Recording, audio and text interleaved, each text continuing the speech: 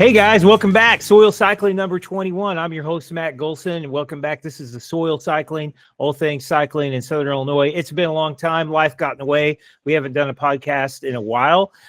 So we've got Justin Pohl, Gabriel Arnone, and Hank Dieters here tonight. Our Kentucky crew is busy out actually riding their bikes. Training. They train nonstop. They are the tri-state champions. So they may join in later, but right now it's just us Illinois guys. So what's up? What are we going to talk about? So last time we chatted about Dust Bowl, so I guess we'll have to catch up on Gabe's experience there of the heat in July. There. Oh, Golson was there as well. Yeah, catch up on you guys' Dust Bowl. Yeah. And then kind of what everybody's been doing since then. Yeah, I'm go there. Dust Bowl was a success. I hit my goal, I think, on the minute. I believe. I think I wanted a 5:30, and I believe I did a 5:30. If memory serves correct. Yeah. So it was hot. It was very hot. And that's really what I mostly remember about it. I'm not sure I'll be back. Not because it's a bad race, just because I hit my goal. I'm not sure really if I had the desire to go back because I did that. So what was different about this year than last year? What made it go better? I was probably more fit. That's probably most of it. But I don't know. I think experience is like a ton. I was talking to one of my buddies about BT. I had never done BT Epic before. And it's not really that he's not really as strong as me or whatever, but I was like, I'm probably going to beat you pretty bad. And it's not because I'm more fit. It's just that I know what's coming up somewhat, or I know what to expect. So I think experience is a big part of bike racing and bike riding. Fair enough. But I positioned myself better. I had nutrition better. I was, just all the things that goes into that. So just more prepared. Just get off the little. Do you remember? Love to see it. Dave, do you remember how many calories you were taking? How many water bottles you went through? What your nutrition plan was going to Dust Bowl? Because it was going to be a hot year. I guess, let me think. I had 4 bottles and a full pack. So that, I guess, is about 5,000, like 5,000 mil in there. I think I have 800 mil bottles or something like that, or whatever, or 20, or another 2,000. So, yeah, quite a bit of water. Nutrition wise, did you do scratch or did you do like gels? It was super high carb mix in the water, and then it was mostly the goo, like isotonic gels, the lemonade ones. And then at the SAG, I had a Coke, and at one other station, I had a Coke. And that's pretty much all I took in, like some shot blocks, maybe a couple other gels here and there. I think. Did you go for any pickle juice later in the race? Mile 70, I took in some pickle juice. So that's my only kind of, just saying how hot it was. Mile 60 something, 62 with 100K, the SAG is there. And I'd gone through 2 bottles and about like 2, I was going to say 2/3 of my bladder, but probably just half my bladder. And then there's another water oasis at mile 70.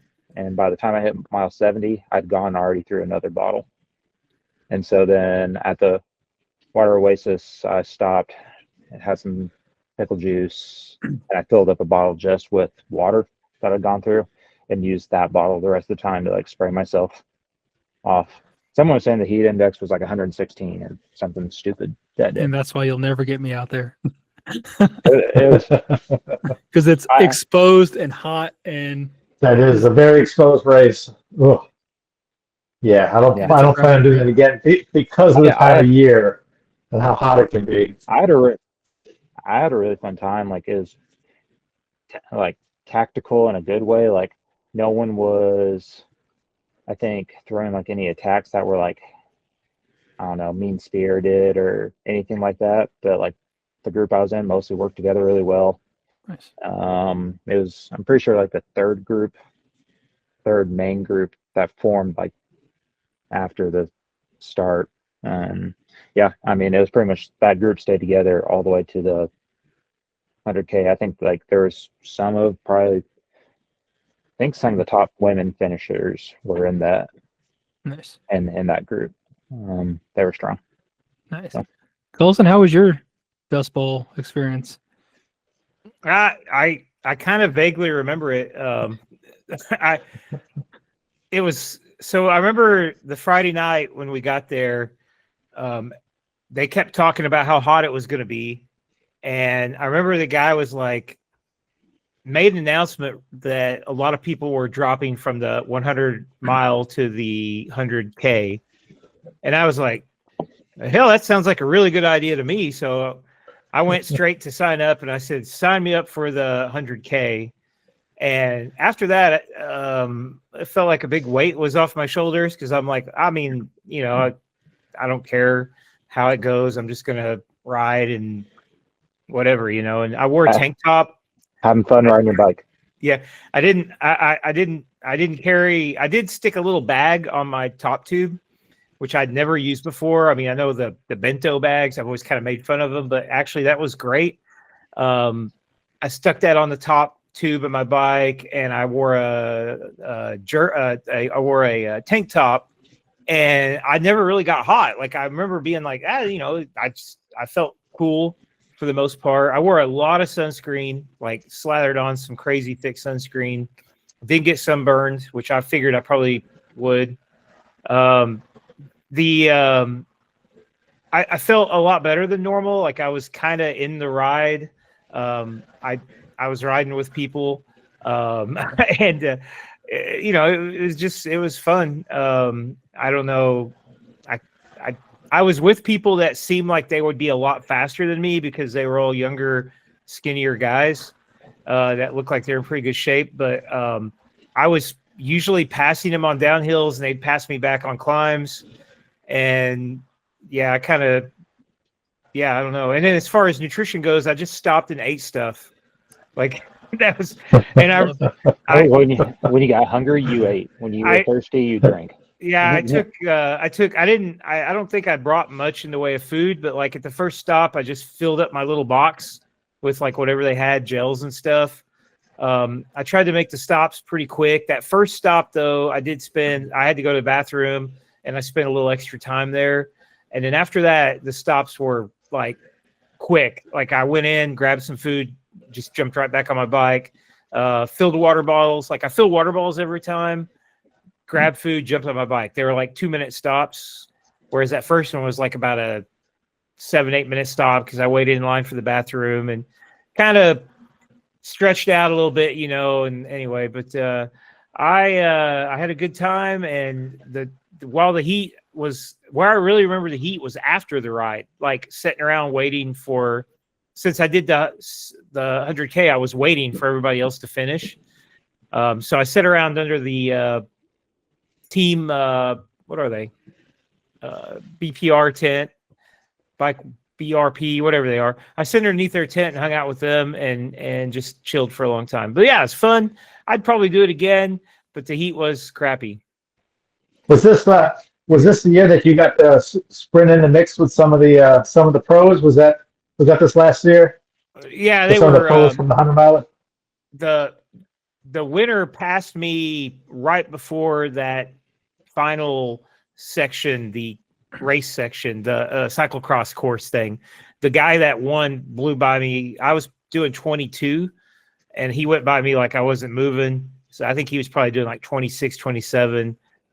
And I was like, I should probably get off the course. And I looked behind me, and I didn't see anybody. Like, I just saw the guys I'd been passing. Like, I'd been passing people that were doing the lower, like, I think they were on like the 40-mile ride or whatever the next one down is, because I'd been passing people left and right. And I looked behind me, and I'm like, I don't see anybody else. But I knew something was up, because the motos passed me, and then a car passed me, and then that guy blew by, and he was looking back with the hugest grin on his face. And I was like, well, he knows he's won. But yeah, right when I passed, or right when I finished the race, and I went all out like on that course because I was just like everything I had into that. Dillman was standing right behind me with some other guys that were in the top 5 or whatever. So that was pretty cool. And I filmed him a little bit while he was talking about the race. So that was neat. I did go pretty hard in that section because I don't know, probably 15 miles before the finish, so maybe a little more. I don't know. Isaac Mittendorf from BPR caught me, and him and I kind of rotated together for a while. And I think right when it like hit the highway again, like kind of coming back into town, he was hurting, and I dropped him. And then I'm like entering the like finish straight. I don't know, it's 150 yards long or whatever. I look back and all I see is a BPR jersey with like 4 other dudes coming up on me, and I was for sure that was Nate Jones chasing me down.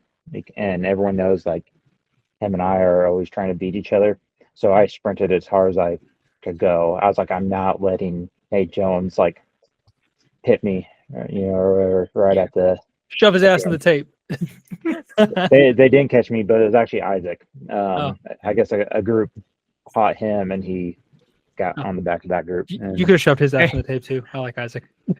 Speaking of the devil, here's the man himself. Oh yeah, Hopefully. Oh, there he is. Oh yeah. We were just talking, Nate, about your favorite race, Dust Bowl, and how I beat Isaac Mittendorf by just a little bit, but only because I looked back and I saw one of your guys' jerseys and I thought it was you, and so I started sprinting. That could very well have been like the worst day I've ever had in my life. You want to recap it at all, or? Yeah, go ahead. It's a good time for it. All right. So keep in mind, I had been released from the doctor for a week and a half. The only riding I'd done like one outside ride. I'd done a little bit of trainer work, so I wasn't like completely untrained. Well, my basement's a cozy 65 degrees. And I think the heat index that day was like 112. So, well, the night before you should have got your heat training in from our hotel room. yeah, I got plenty of sweating in that night. That was terrible. That was the worst. I had to sleep with my AirPods in just to keep the air conditioner noise like out of my ears because the compressor was making a terrible noise. Awesome. Yeah. You guys are really selling Dust Bowl, guys. Not gonna lie to you. Well, there's not AC problems. If you sleep in the tent on the ball field, you won't have that problem. I think I would have slept better outside on the ball field. I made it 50 miles. I made it to that sketchy downhill into the bridge, and I was with everybody, and we made that climb, and yeah, it was see you later, and I suffered the rest of the way for 50 miles. Yeah, that's the only climb really in the whole race, and it's a decent little climb. I think it's 150 feet, something like that. It's not very big compared to what we have, but 150-foot climb. But then it is a false flat, and it was straight into a headwind. Oh, that'll do it. It was actually, I about got dropped because there was a crash right in front of me. Like every single video you watch of the Dust Bowl, there's a crash into that bridge. Yep. Of course there was, and I'd been at the front of that group most of the time, and I was like, everyone's just let me stay up here. No one's gonna try to like attack right before this thing. And of course people get to the front and I'm at the back and people crash, and then I'm like chasing up this hill up into that false flat, and I was cramping pretty bad to get back on the group because of that headwind. I was like, if I don't get back on right here, my day is going to be probably really bad the rest of the time. Yeah, after that hill, it was like there was no groups after that. Like I obviously got dropped, but it was like I was like 2 or 3 people would catch me, and I'd ride with those 2 or 3, and then I'd start feeling terrible again. Then like another 2 or 3 people would catch me, I could never find a group after that hill. Do we want to move on from Dustbowl? It was a good Yeah. time. Yeah. We have like 4 months if we're gonna. 6 we have a lot to cover. What's So next? that was July. So what was next? It was probably Hank. You did a Hank couple and- crits. Hank Edwardsville. and Nate. Edwardsville Edwardsville had their Gateway. crit. Yeah. Yeah, there wasn't much Yeah, to so talk about Edwardsville. there either. Which one, Edwardsville? Yeah. Yeah. Yeah, Edwardsville was fun. That was a really hot day. But I did the Cat 5 and I did the Cat 4-5. And, that would have been my third and my fourth crit race ever. First two were in Indy and I got dropped in, 10 minutes flat on both of those. This one, the Cat 4, the Cat 5, I got to hang on the lead lap at least to the end. It was just so hot. I hadn't yet ever tried the sock trick in the back of the ice sock in the back of your jersey. I wish I had done that event because that was an event where I definitely could have used it. So I definitely started to pay the price because of the heat because it was so hot that day. The temperature was 96 or 97 at the start of that race because it was 2:30 or something. By the time the second race had come up, a front had come through and dropped the temperature about 15 degrees. So in the 4-5 group, I didn't last for the whole race, but I felt a heck of a lot better. That's a fun and interesting course. There's one really kind of dangerous corner, and if you look at my videos, you saw that there's one of my shorts that showed that crash there. That was a spot I knew someone was going to crash there, so I went and took some video there because it's pretty. Goes from wide, fast downhill to a really tight right turn that really narrows down. So, but that was a fun race. I'm going to do that one again for sure. Like next year, that's on my calendar. Next year, the event was huge. Edwardsville. Like as the night went on, the crowd built, and this next year I'll probably plan on staying the night of the race so I can watch the pros race in the dark that night because that was a big event. I had a lot going on, so. It was fun. For my third and fourth race, at least I finally got to finish with on the finish lap with the leaders. Finally. Yeah, Burgoyne showed up that night. Nice. That's Yeah. the hell's he doing here? I don't know. He just Because he's I from don't know LA. if he- He's from LA, isn't he? his team's from Texas. I don't know where he lives from. Okay. No, Yeah, He talked about that race on his videos. Like that's one of his favorite hometown races. Like they treated him like he was one of the family. It was really surprising. Yeah. But yeah, Edwardsville knows how to party. There was a lot of people there. I was very surprised. Yeah. There was it's- more people there than any gateway race. Yeah. Even for like the 5 and 4-5, there's a lot of people there that early in the day. It's awesome to see. They really do know how to party, and they have a lot of street vendors and a lot of food and beer and everything else you can want. Sounds like a great time. It is. Not to race. And Well, go and watch. yeah. No, It's the course is actually pretty cool, but Yeah, I of course was it is. like, I had no top end like fitness, and that course is pretty brutal. Like, Yeah. it was 1,000 watts up the short chute climb, and then it's a false flat into the finish. So it's like 1,000 watts into like 600 watts for like 2 minutes.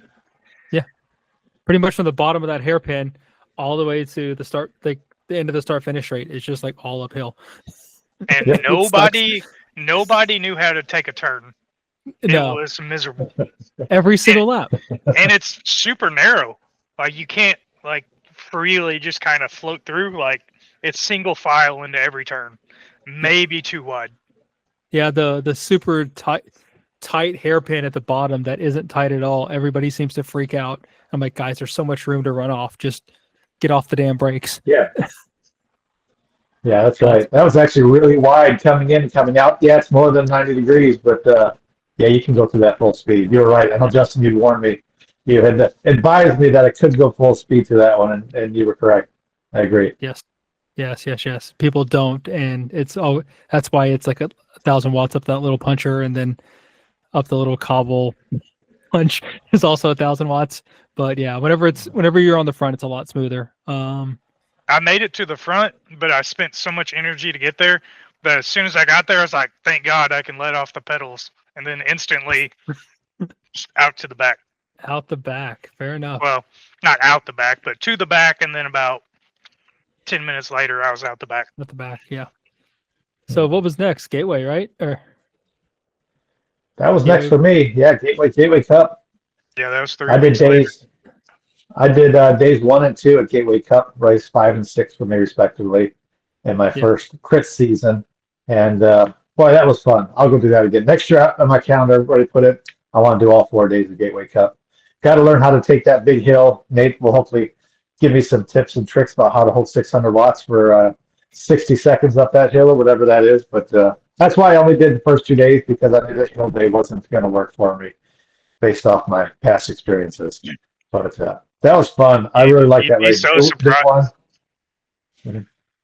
You'd be so surprised on the hill. Like, everybody goes hard up the hill for like 15 seconds, and then it instantly, you can see, like, everybody just fans out and nobody wants to be on the front.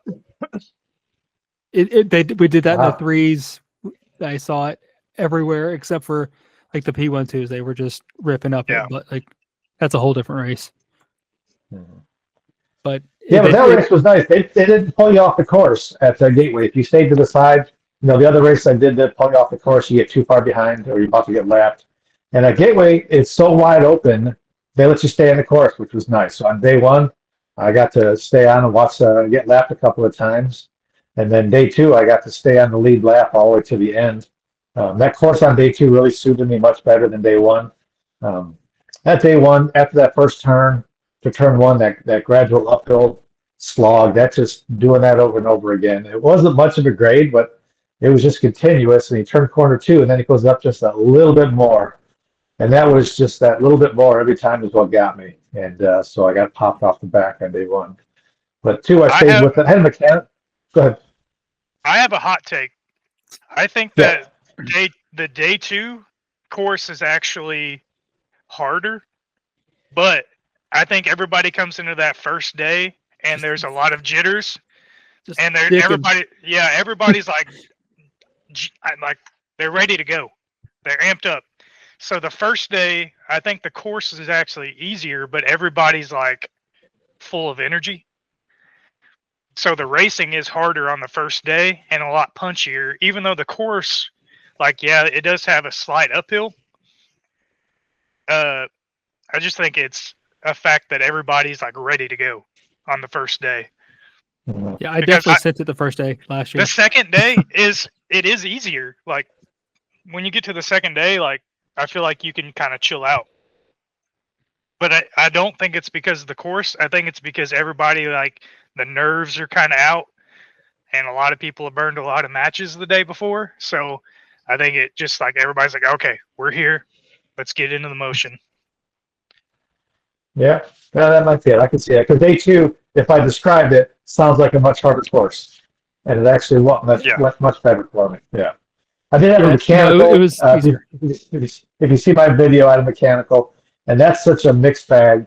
You pull up, because I broke a shifter cable right before the race, about 45 minutes before the race. So I got to the mechanics, got it fixed. I did an abbreviated warm up, and because they just replaced that rear derailleur cable, it was stretching and it was kind of out of whack midway through the race. And so I was dropping my chain on the high side. So I pulled in. I watched the group pulling away as I'm fiddling gears, and I just could not get it together to stay in the gear. To try and catch with them. And I really don't think I would have caught up with them had everything worked perfect at that moment. But I took the free lap. I saw the mechanic, got my rear derailleur tuned up, and then had to hop into the group. That's right as myself and another guy hopped in. It's on the downhill coming into the finish chute, and they call the preem. Just as me and this other guy are coming up to the back, they call a preem lap. So it was devastating. I couldn't believe it. And I heard the announcer, if you look at my video, you can hear him. He's saying, "Oh, I hope they let these guys in sooner than the last guys." And then they come ripping around, we hop on, and then they call the premium. And I'm like, man, that dude. He knew. Anyway, he knew. Was what it was. Yeah. So it was a lot of suffering. But in crit racing, if you haven't done them, if you don't get back in, like, your race is over. Like, that's it. So I knew that moment was my last chance to get with the group again. So I did, and it was a good feeling. and then to be able to stay with them until the end was pretty nice. I didn't finish with the pack at the end. I was half a lap down, but You were right there. Like, it was like definitely almost good. last lap. It was, or you were there for Yeah. a long time, like real long time. Yeah. So Uh, that's good. Maybe that's like golfing. You get that really good hit at the end, and it brings you back next time. So I ended on such a good note. Well, I thought it was a good note, and I'll definitely do crits again next year. Yeah. That's what happened with me. Last week at the homecoming 100K, I was like pretty burnt out, or wanted to ride, but I could tell my body was burnt out. And then we did that ride, and I got back to the shop, and the shop was full of people and full of pizza and It's like drinks. a hit. Yeah, it's A like little a bit of hit. beer. And I was like, man, that was awesome. Yeah. Like I can't wait to start riding again. But what was next after that? And was there anything of note besides Justin? If you're gonna bring up cyclocross, I would say bring up this last race you did. Yeah. But hey, how about Nate's take on day 3 of Gateway Cup? If we can hear that. Oh, yep. Oh, day 3. That's where the hill is, right? Yeah, it was a lot of suffering, and it was mainly because I don't know. Oh, I know what they did. They did road construction at the hill, right in turn 2. They did a bunch of concrete work, and then like water had kind of washed dust all into turn 2, which is already off camber. So they told us at the beginning of the race, like, hey, there's been a bunch of crashes here. Go easy in turn 2. And there was probably 3 pileups in my race, at least in turn 2. It was ridiculous. So everybody kind of got nervous, and then they would punch out of 2. Like, they would brake super heavy and then punch super hard out of 2. But that's a hard course to try to like control on or be in good position, because the pace of the race is always like changing. And like I was in good position with like 3 laps to go, and then I got tangled up in bars with somebody, and they about put me into the fencing, and ended up having to touch brakes and let like 20 people go right by. But on the last lap, I did get to like 10th wheel, and going up the hill, like I was already smoked. Like I wasn't going to do anything, so I did launch it on the hill again. Hell yeah, you did. And we came into turn 3 4 wide, and I was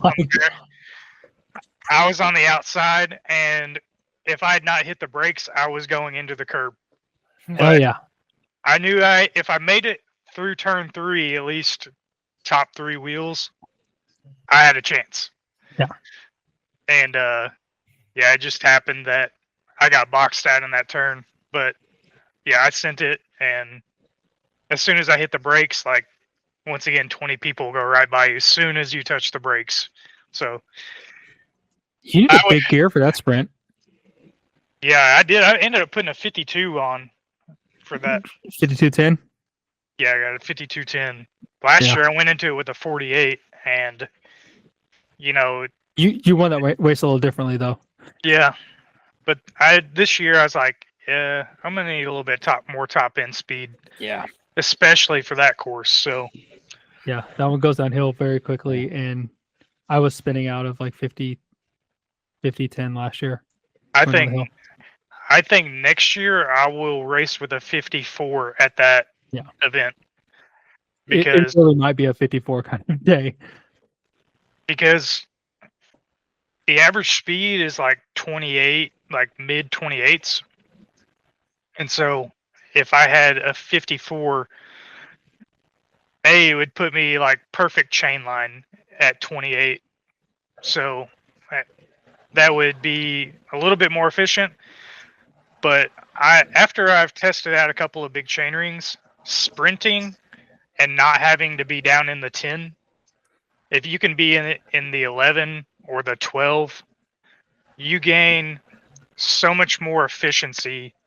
Like, it's very noticeable that you're not in the 10 anymore. Like, just that little bit of extra power and speed that you get not having to sprint in the absolute smallest gear that you have is insane.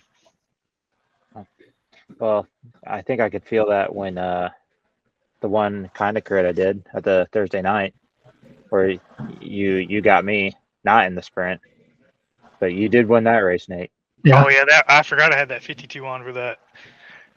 Yeah, I went to one by on my race bike, and it is not good for anything but crit racing.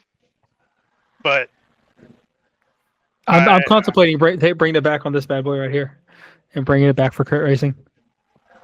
if you're riding either a crit race or Paducah, one by is perfect. I rode It's a one hot by in pick. Lexington. It's a hot take, but I really love one by on my road bike. I dropped my chain twice on the homecoming ride. Yeah. Well, you want to talk homecoming Gosh. ride since No, not really, but no, I don't care. Just, I know you guys had a little harder ride than I did, I think. The way it sounded. I don't know about that. We went hard from the bottom of Honker. I not even say hard. We started kind of going a little harder up Honker, and a little harder up the next climb on Tacoma. And then after the climb on Tacoma, we started riding pretty hard all the way to Mount Hebron. Once we got there, though, we let up. We like totally sat up after that, and we're just like, we're like, meh, like fast group ride pace, but like not at all. Like people were like having to go pee, and everyone would sit up and let that person get back on. And since we were a group of 8, that or something like that, that happened a few times. And I know some people, like Barry and I was carrying water for Barry, and I completely stopped at one point because I couldn't get the bottle out of my jersey to swap him bottles. So How sweet of you. it was really only that one section from Tacoma to Hebron was like hard. I will say I always forget that section going down into the giant city is like beautiful, and it's like downhill for like 3 miles or something like that. And we were just like soft pedaling down that. I was like, man, I really hope Nate has his video glasses. I've got some clips. Yeah, because that's probably, I don't know, Golson's probably ridden, and Hank have ridden more roads around here than the rest of us potentially, but that might be the like best section of road I've ridden around here. I don't know. I'm always wary because some years there's gravel out of the blue on that section. But what's cool, when I came down that section, coming into Giant City from the south, that long downhill, there was a bunch of hikers on the road. I don't know if anyone else encountered the group of hikers. But you don't really have perspective on how fast you're going until you go past a bunch of pedestrians. There's like a dozen people walking, like a group of some sort. Man, I was flying. Because I had Jeff and Christine ahead of me on that stretch of road, so I had someone to chase. And because they took a different route and ended up in front of me. And so I had someone to chase. So I was going all out down that road. And right past those people, they didn't know I was coming. They didn't look back. And I probably buzzed them going 36 or 37 down that hill. Yeah, that's a great section of road. Is it like probably downhill? It seems like probably for 3 miles. Yeah, mile and a half. Well, I don't tell long. I think it's a mile and a half. So you go down, and then you make the one turn by like Church Road, whatever, where that overpass is. It's like one little tiny climb, and then it descends again all the way to Springer Ridge. Like I think we were. No, that's true. Once you get back into the park, yeah, that's true. Yeah, you go downhill coming into the park, slide up on the park, and then another 1.5 miles or 2 miles after that down. Yeah, you're right. I forgot about that second section. Yeah, I wasn't on the pedals at all at that point in time. I was just like tucked in, enjoying the ride. We were 2 abreast, and everybody was just like looking at each other, talking, just taking it all in. It was a good ride. What about you, Golson? It is on my Strava, so. Did you do the short ride? Yeah, after I got done taking pictures and everybody left, I attempted to bridge up. Somebody was talking to me. I can't remember who it was, and so I was talking to them. And then the train was gone. And then it was like, see, Jeff and Christina were there. Mm-hmm. Oh, I was talking to Gene, and I realized pretty quickly that he had no interest in trying to catch you guys, and he was like, I'm just doing a chill 20, so or 25 or whatever. And then we saw Christine and Jeff come by, and I was following them, and I was like, they were going to bridge up to you guys, but I just, I mean, like, it just hurt. I just quit. Yeah. And then then I rode with Scott and Nick and Gene and did the 25-mile loop, which was kind of nice because I had a roller derby event to go to after that. And I was photographing and volunteering and stuff there for like the next 8 hours. And I really didn't want to go and feel like I was warmed over dead for the rest of the day. So actually it was really nice. I finished. I was a little disappointed. Huh? I said that was me, warmed over dead the rest of the day. Yeah. I mean, I was like, I was like, I didn't even really feel like I went for a bike ride. Like, I mean, I was just so, because it, like, normally the normal Saturday morning shop ride leaves me pretty wore out, and this was like I got back feeling pretty relaxed and chill, and so that's good. Sometimes it was nice. I was like, I did get back to the shop, and I was like, kind of upset, not upset and like mad, but like, man, I wish I could have timed this out kind of like I do the mountain bike rides where everyone kind of finishes at the same time, because there's like, Gene and you and other people that I didn't even get to see afterwards. And I don't know what people probably hung out in the shop for. Yeah. I didn't even come back into the hours. shop. I had to go. So I just took off, but it looked like a great ride, and I really enjoyed seeing the clips from Nate's glasses, and they looked pretty good. Like, so it was. We still have to hear Justin's take, who took off from the beginning. He was a spot in the distance that first mile. I did see. I want to hear what was going on there, Justin. I was trying to figure that out. I was like, well, there's Justin on the attack, I guess. I didn't want. He was trying to make a run from the beginning. He did have a conspirator with him. He did. There was two. There was two. So what it was I wanted to pedal just a little bit harder because I was cold, and I wasn't pedaling hard. I think I was doing like 200 watts. So zone 2, just like riding. And next thing I knew, we had like 10 seconds or something. So, and as Gabe has pointed out multiple times for this ride, it's a ride your own pace ride. So then I just rode my own pace for the next 80 kilometers. 50 miles. The next 50 miles, yeah. Just hanging out with listening to Sabrina Carpenter for 2-3 hours. Having a great time. Yeah, Nate and I were talking and not really paying attention, like all the way through Carterville. Yeah. And then I looked up when we passed like Cambria Road. Yeah. And I was like, oh, I don't even see him anymore. Yeah. And then we started. I thought I saw you for a second on Spillway, but it was actually Rob Landis. Yeah. We stopped and talked to him for a minute, and I did see you guys on Spillway. And I was like, I got to go. They're there. I'm just going to keep pedaling. Truth comes out. Yeah. But then, what was it? Once we hit Hebron, I mean, we were hammering on Rocky Comfort or whatever. And Nate and I are like the first ones that turned in, I think. And did we both look at each other and we're like, yeah, let's not do this anymore. Yeah, I forget which one of us. Well, we'd gotten close to Justin because Will made it up to Justin. Yeah. I mean, we were like 20, 30. That was an hour in, though. But that was after we got off of Devil, or what is the Tacoma. Yeah. So we were like, what, 10 seconds behind, maybe 5 seconds. Mm-hmm. And then as soon as we got to Hebron, like, Barry had already gone pee. He was off the back. Will gets off of Justin's wheel. He has to go pee. He gets back in with us, and then me and Gabe look at each other like, what are we doing? Do you just want to like sit back for a little bit? And No, then honestly- we chilled Yeah. for like the next hour. Yeah, it was.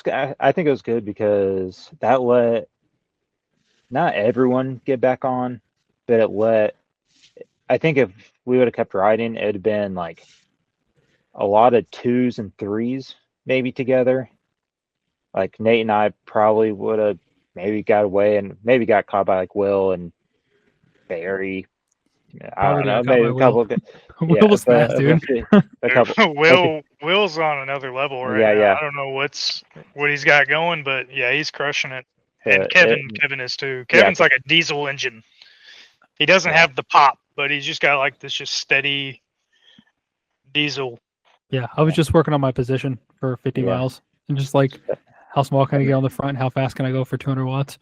But that group swelled to like 8 of us or 9 of us, something like that at times. I was hoping Rob and Jeffrey would got back on. I guess they rode with Barry for a little bit before Barry got back on, but we did kind of push through Carbondale, like by the university. We got split by a light, and it was Kevin and I, and In Paducah, we And call that a Daryl. green light. yeah, and Daryl, and it was like fun, like all the little turns and campus, and we were trying to like get back on. That was fun. That's There were okay. like I got caught at Old Greek Row. a chant or something going on someone's. A Yeah. chant. Yeah, I don't know. My headphones might be picking up like some TV or something. I have No, nothing it's- going on in my house. There's something in there. You got Every now and again I Antifa hear it. protests outside your new house or what? You kind of broke up, Hank, on my end. I said you have Antifa protests outside your house. I don't know what's going. Can you hear it too, Golson? Yeah, Yeah. I hear it. Yeah. I hear it through my headphones. So I don't think it's me. But it's okay. Yeah. Oh, So that was the I'm in the basement by myself. I don't know what it is. that was Yeah, the homecoming 100K. Yeah. yeah. I'm trying to think.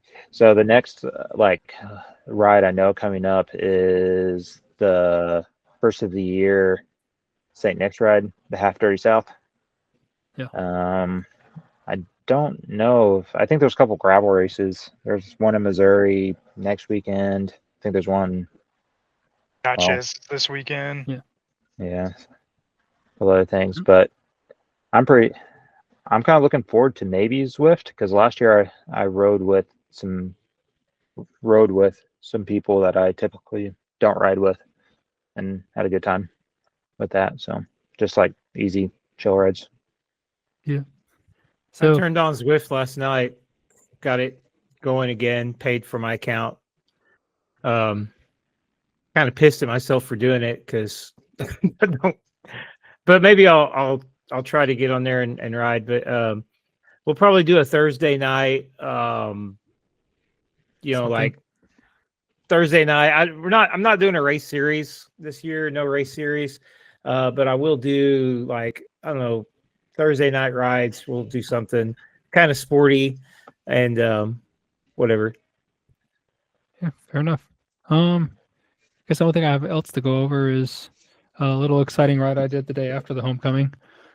Went up to Bellefontaine and it was raining, which is awesome. I love racing in the rain, and it was a little cyclocross event. And what I've learned about racing in the rain is a lot of guys who care about their bikes don't show up. So a lot of like the really fast guys just don't show up, which is nice. Fuck those guys.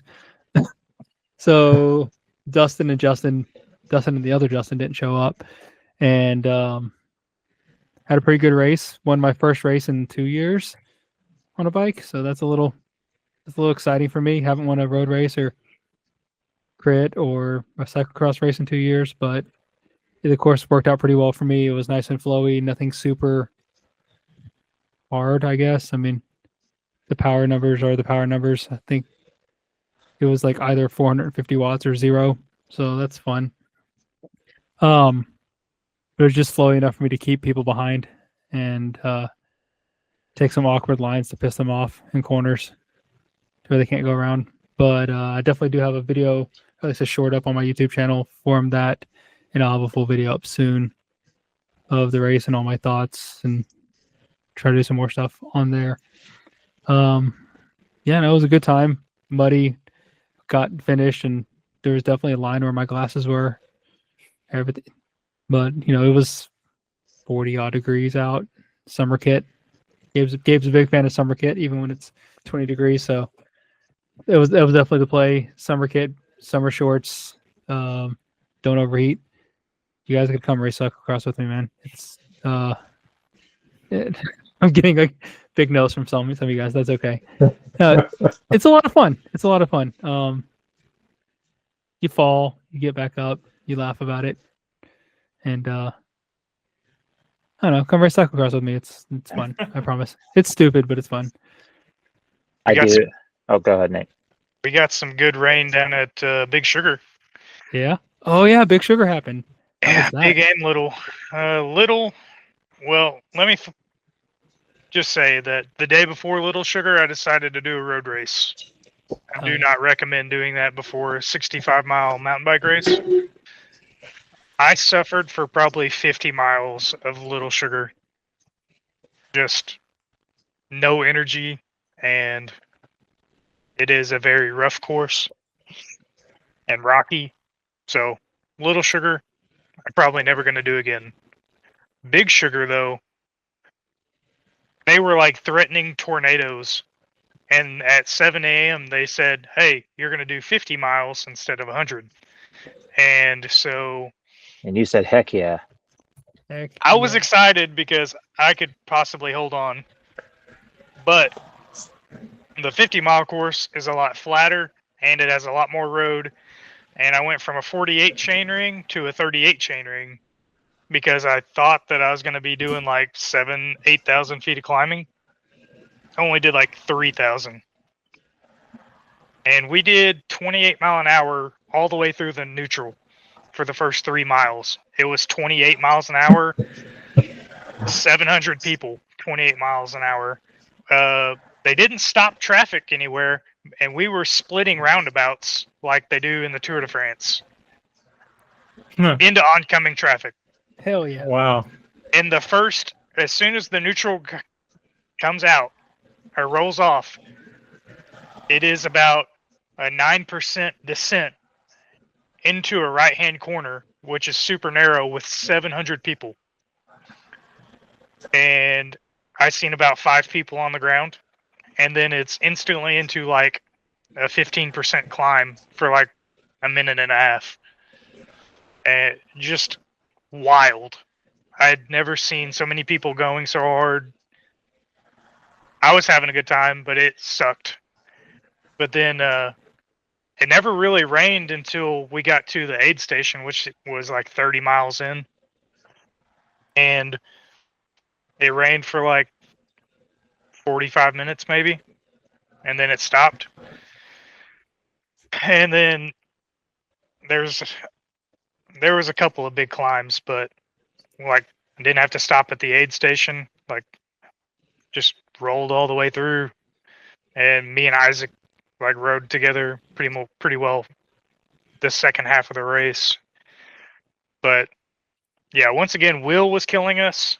Will was like way up, and he pinch flatted, and then Kevin also got us pretty good. But definitely. How'd you place, Nate? How'd you place in the age group, or if they categorize you that way? Were you in the top 10%, top 20%? I was like 199 out of 750 or something like that. So, Bottom, top third. yeah, I mean, for what it was, I was happy with it. I mean, Well, Nate, at this time, I just don't think I could do any better. Like ever since I've broken my collarbone, I've just kind of been on like this downward trend. I feel like, and everybody there seemed like they were on the upward trend, and just that's what it was. I gave it all I had. Well, you're getting older, Nate. You're going through changes. No, I You start getting refuse. hair in places you never thought you'd get hair. I refuse to believe this.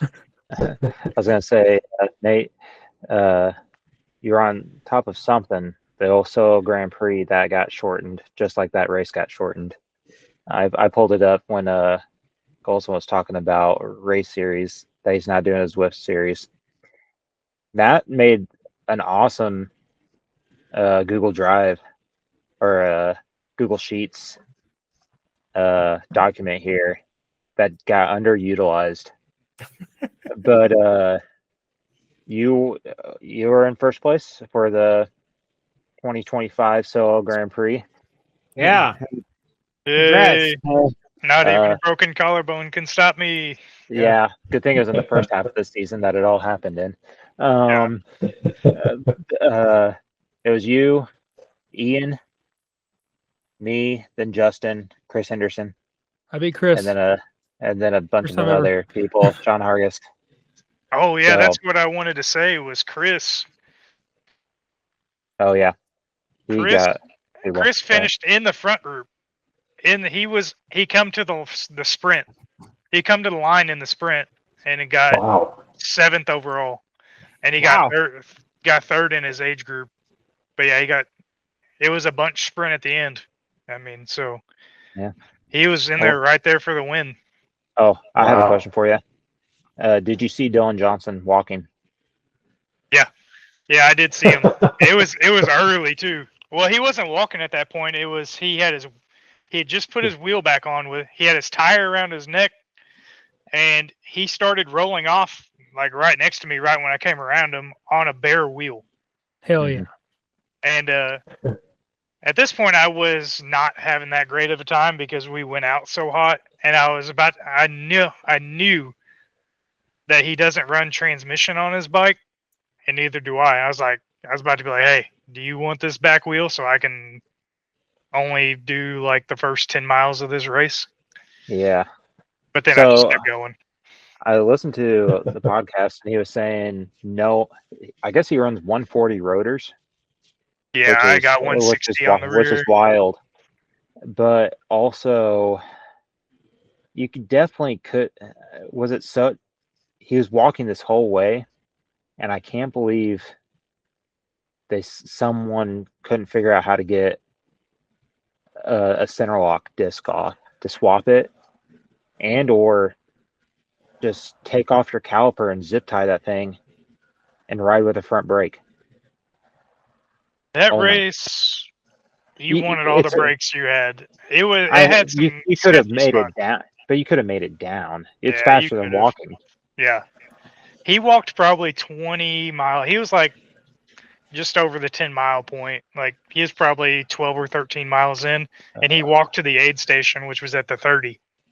Well, did you hear on the one podcast he had stuffed some grass into his tire to try to put something in it so he could ride? Like that was the first thing he tried to do He before tried he it. took the tire off completely, is he stuffed it with grass. Didn't work. Yeah. Yeah.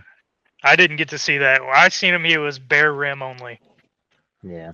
and he didn't make it. He That's turned kind around. of and went back. silly. That's kind of silly to even try. That's carbon fiber rims. Like you're just gonna tear up your rim. Like Well, I guess But if he cracked you're sponsor, the then wheel. yeah, Yeah, it was yeah, already it was wrecked already. That's right. That's why he actually flatted is he cracked it and he put the tube in, and then that crack actually kept on cutting the tubes. Yeah. Well, I didn't know any of this because I haven't paid the least bit of attention to anything Yeah. involving bikes in like 3 months. So Yeah. Do I we hate want to that get for off? him. Golson's done with bikes.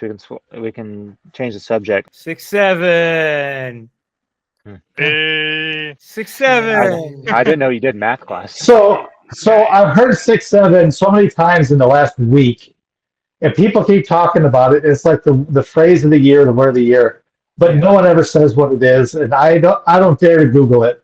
So can someone in adult terms I don't- describe it? I got you. All right, It all right. means absolutely nothing. That's It what is it's it is taken a now.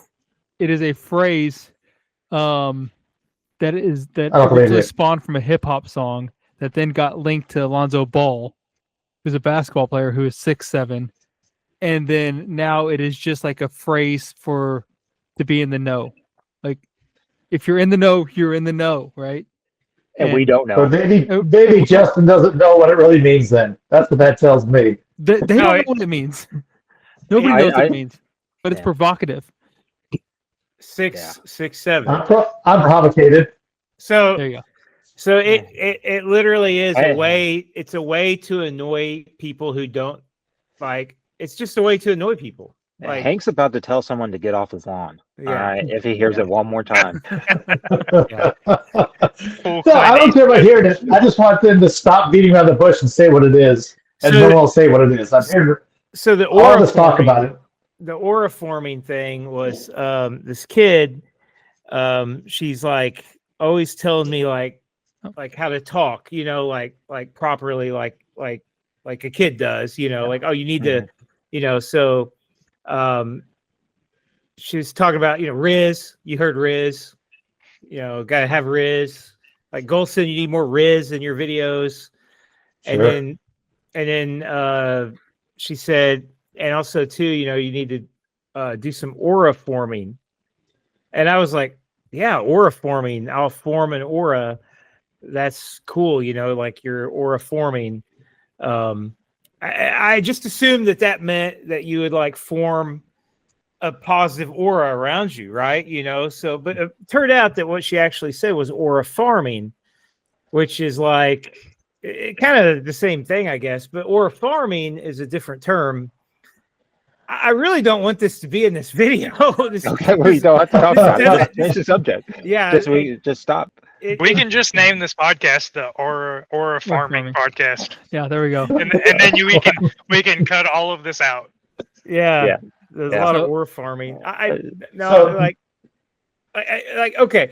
So it's Apparently, you do want it in the podcast. aura farming is like a term that she was using, but I thought it was aura forming. So that's a joke every day. Okay. Anyway, you know what? I'm just glad my students haven't found any of my online anythings. So yeah. Once they do it, it's the end for me. I'll probably remove myself from the internet completely. Sorry, guys, I won't be on the podcast anymore. Yeah. But until then, we'll be here. Yeah. I'm not gonna quit bike riding either. I just I always kind of get burned out on it in August, and then this year it was after Dust Bowl. I just really lost interest in it, even though I had a great Dust Bowl and had a good time. I just I got into skating, and I noticed that when I skate hard, I don't have the same. Like I rode Zwift last night, and my arm hurt the whole time, like until the end. After about 45 minutes, and then I did like 300 watts for like a couple of minutes, and I was like, okay, this feels better. I'm not hurting as bad, but I hurt really bad it hurts the whole time. There's no reason. And anyway, I don't hurt like that when I skate, and I think it's because there's a lot of like I'm gonna fall down, and I'm scared of falling down and getting hurt. Maybe it's adrenaline. I don't know what it is. I haven't figured it out. Hey, but you know what? Yeah, go ahead. I was going to say, I had an adrenaline spike when I saw an 8-foot monster outside my window at the shop, and it was actually just Golson on roller skates that make him look humongous. And he was like up against the window looking at me. Or something like that. I skated over to the shop the other day. Hey, I'll show you guys. Those things are cool. Is it the same ones? These are new ones I just got. Yeah, look at those things. Look at these guys. Big wheels. Yeah. But this is kind of funny. This is completely irrelevant. Hold on. Check these guys out. Now, I bought these brand new. They're from 2012. So when I first got inline skates, these are the ones I wanted. And they were like $400 or something, or $300. I was like, I can't afford them. And I found these on eBay the other day for like $70, and I bought them. I was super stoked. And they're supposed to be new in the box, and they were new. They'd never been like, the wheels were brand new. Nothing had ever touched them. But like, this is stripped. Like, it's the insert in this is stripped, and there's no way to take it out without like drilling it out. So I got to figure out how to fix these or send them back. I know a guy. You know a guy that could fix those? Yeah. Yeah, you. I don't know where he is on your screen, but Yeah. Yeah. Yeah, I could probably figure it out. Well, I've got it. I've got it figured out down to either. I mean, there's helicoil, there's drill it out and helicoil, or just What's on the other side? The- Under the sole. nothing. Like the sole, like it's a plate. So you'd have to Dremel out the plate. Mhm. There's no access hole.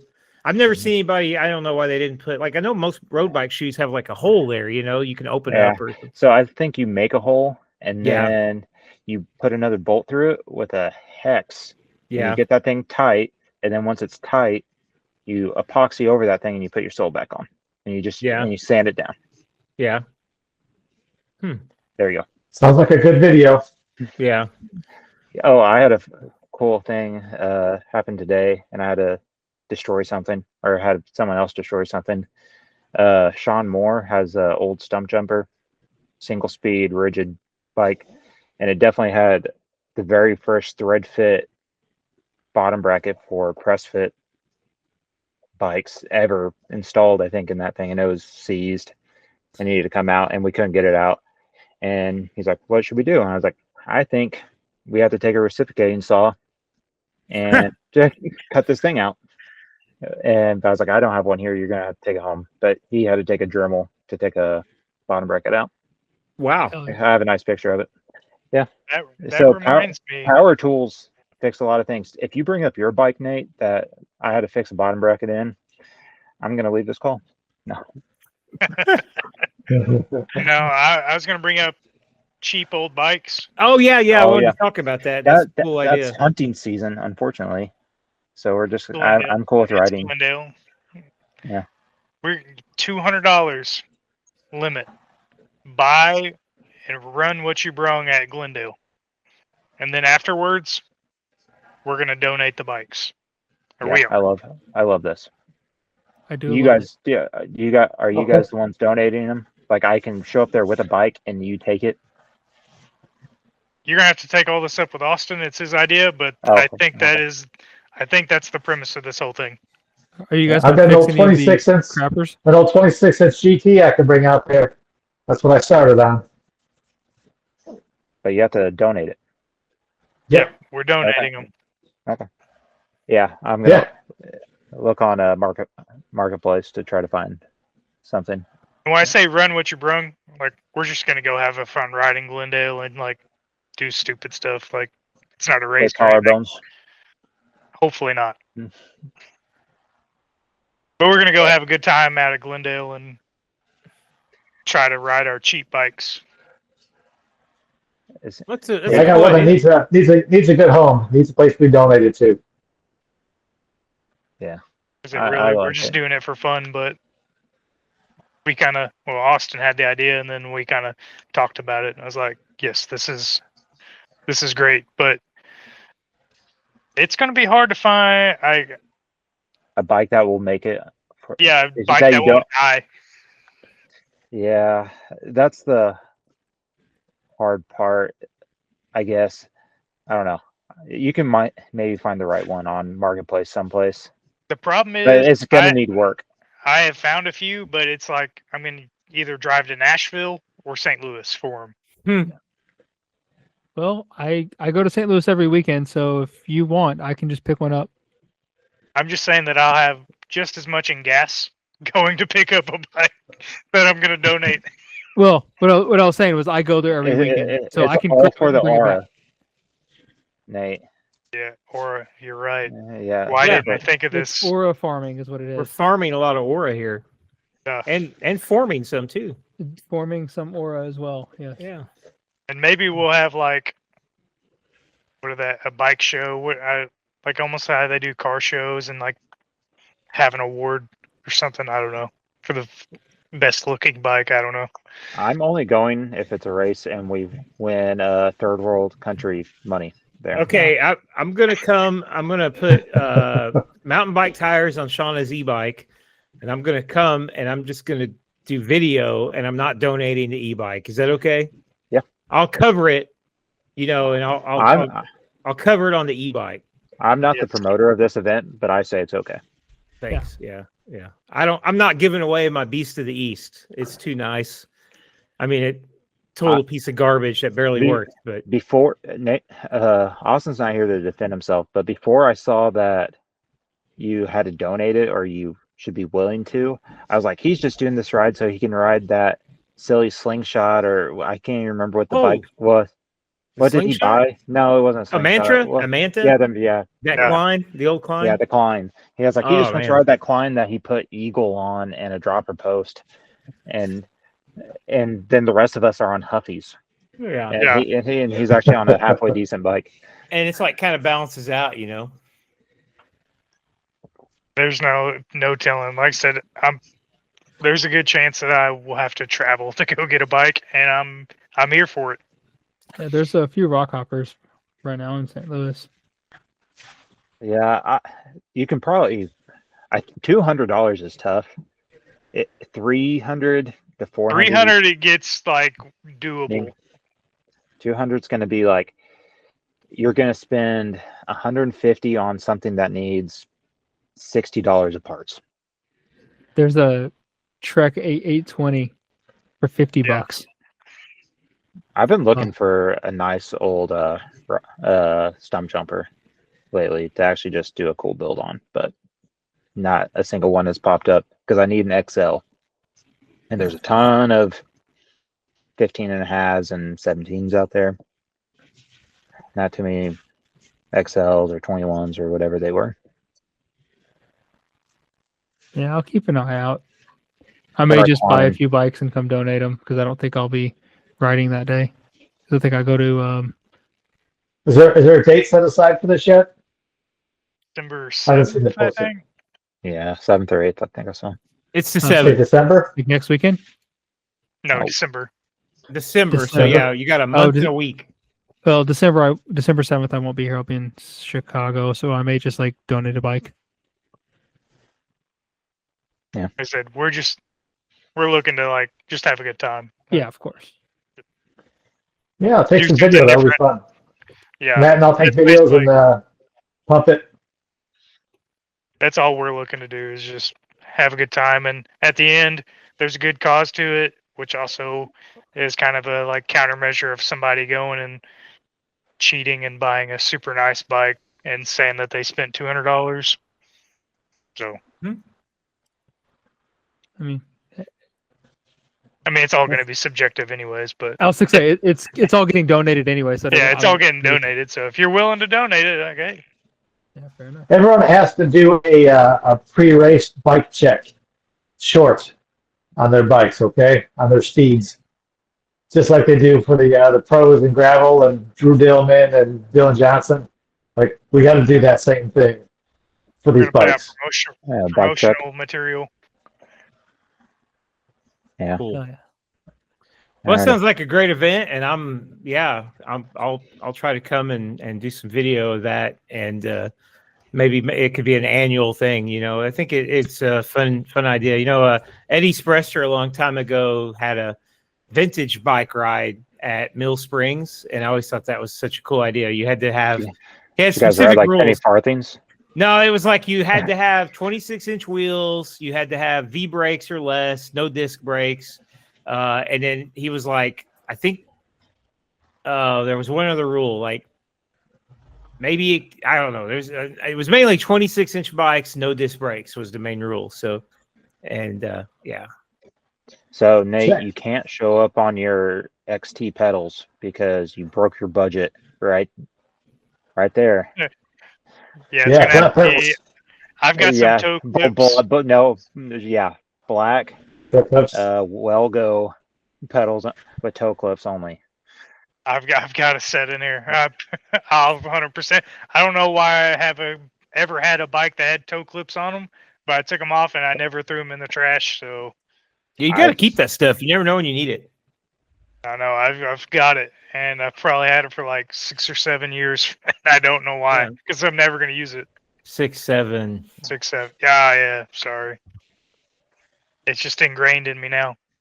I definitely one time told one of the shop guys not to put his feet in toe clips with a bike in the shop And like we ride out of the shop all the time. Like someone will hold the door, have to go test ride something.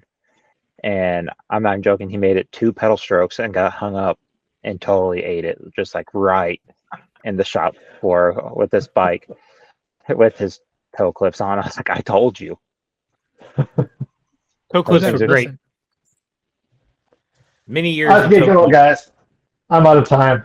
Okay. Yeah. I think that. I'll see you guys on the next one. Unless you're gonna wrap up now.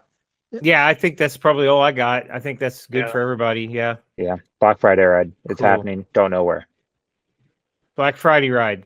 Oh yeah, coming up in 3 weeks or so, 3 or 4 weeks. And when registration for the Dirty South? December 1? Thanksgiving after It's always Thanksgiving? right after Thanksgiving, isn't It's like 30th, I think, or something like that. All right. Yeah. Right. Sign up It's the early. weekend. Sign up I early. think it's the Saturday after Thanksgiving, I think. it? Awesome. All right. Good deal. All right. All right. See ya. See you guys. Are we done? Oh, let me. Can we talk about your aura farming again, or I just No. have one Dirty South thing that is not